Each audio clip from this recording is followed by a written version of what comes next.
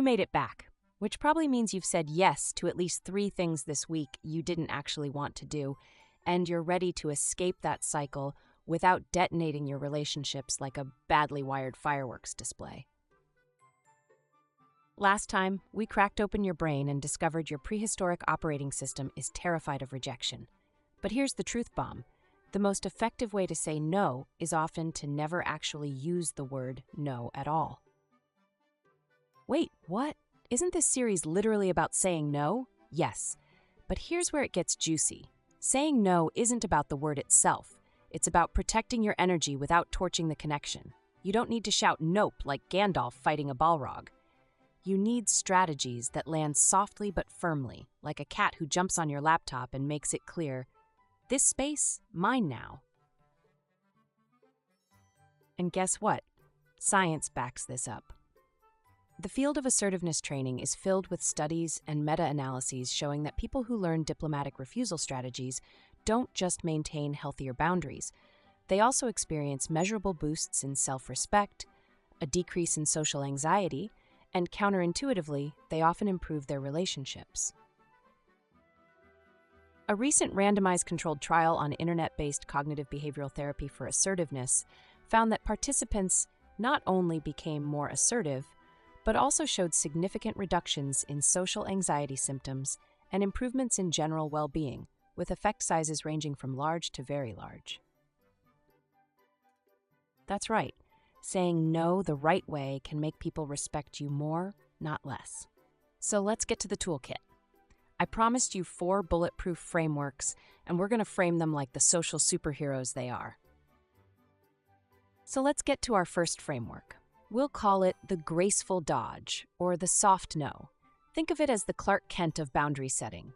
Quiet, polite, unassuming, but secretly packing Kryptonian power. This framework is a classic form of what communication researchers call an indirect refusal, and its power lies in a simple but profound principle.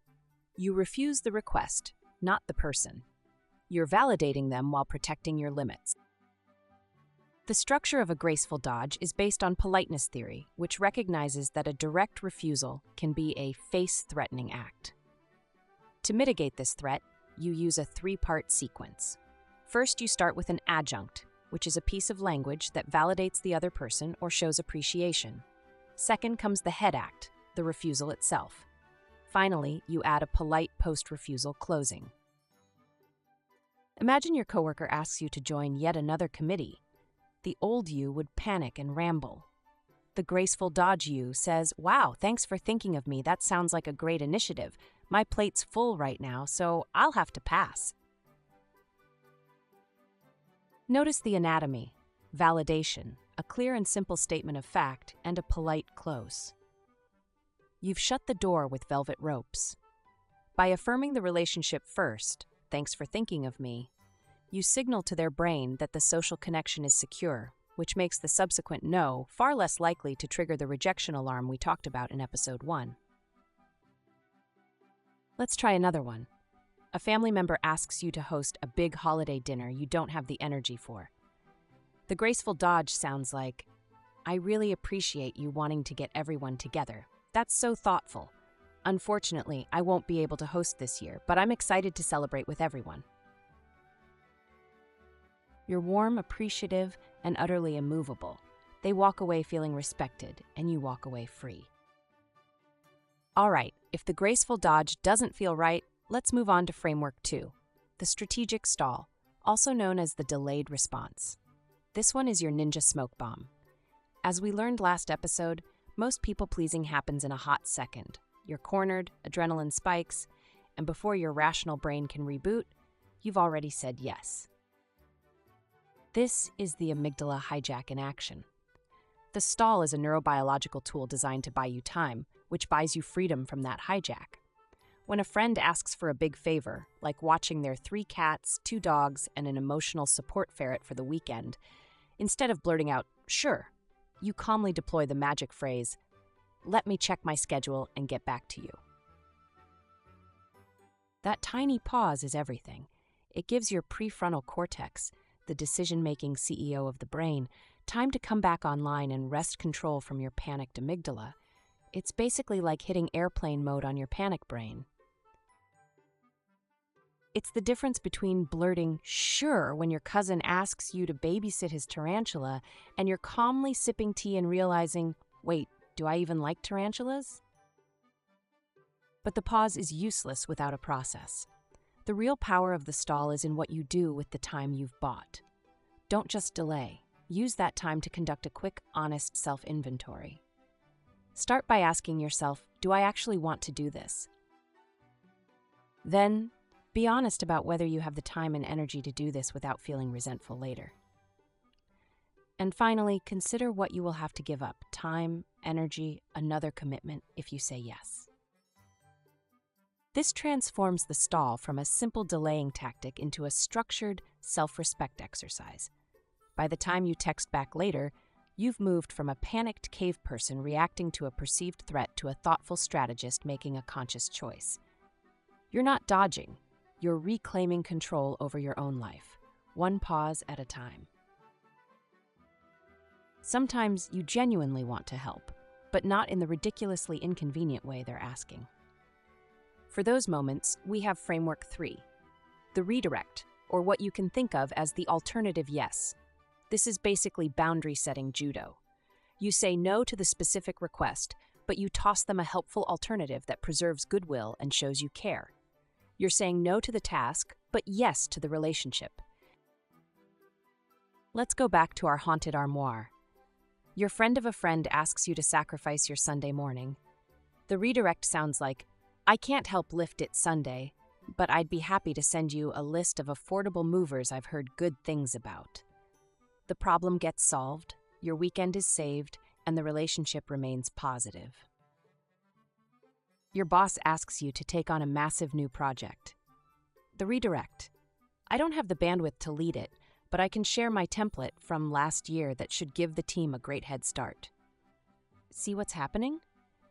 You're not shutting the door in their face. You're holding it open, just to a different room that works for you. Communication studies show that offering a constructive alternative is a highly effective strategy for mitigating the negative feelings associated with refusal and maintaining positive relationships.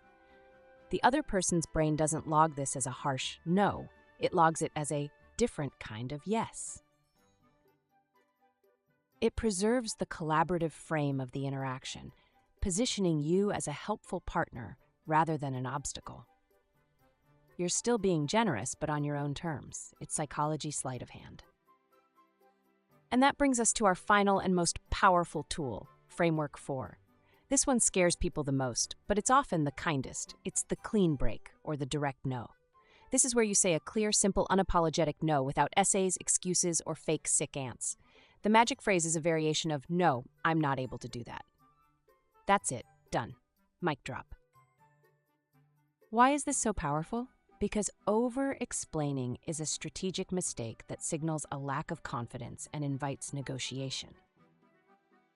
Communication experts warn that giving a list of reasons, like, I can't because I have to do laundry, walk the dog, and call my aunt, opens the door for a manipulative or even just a persistent person to problem-solve your excuses. They might hit back, well, what about after you walk the dog? You are no longer stating a decision, you are presenting a list of obstacles to be overcome. In contrast, a simple no, thank you, I'm not able to, is a conclusion, not an opening statement. It is a closed door, not an invitation to bargain. When you deliver a clean break, your tone is crucial. It's not cold or aggressive, it's calm, warm, and firm. Let's revisit our coworker with the 4:45 p.m. report. The passive, you would mutter yes and stay late, seething with resentment. The aggressive, you would snap and create drama. But the assertive clean break you make eye contact, smile warmly, and say, I understand you're in a bind, but I can't take that on right now. I hope you find a solution. You might have to sit with a moment of awkward silence. That's okay. Let them sit in it. Your boundary is respected, your weekend is saved, and your dignity is intact. So there you have it, your 4 frameworks: the graceful dodge, the strategic stall, the redirect, and the clean break. These aren't just scripts, they're social martial arts. Here's your challenge. Pause this video, open your Notes app, and draft your own personal go-to script for one of these moves. Because knowledge without practice is just trivia. Next episode, things get spicier, because once you start saying no, people will push back. And that, my friends, is the boss battle of boundary setting. So subscribe, hit the bell, and prepare to level up.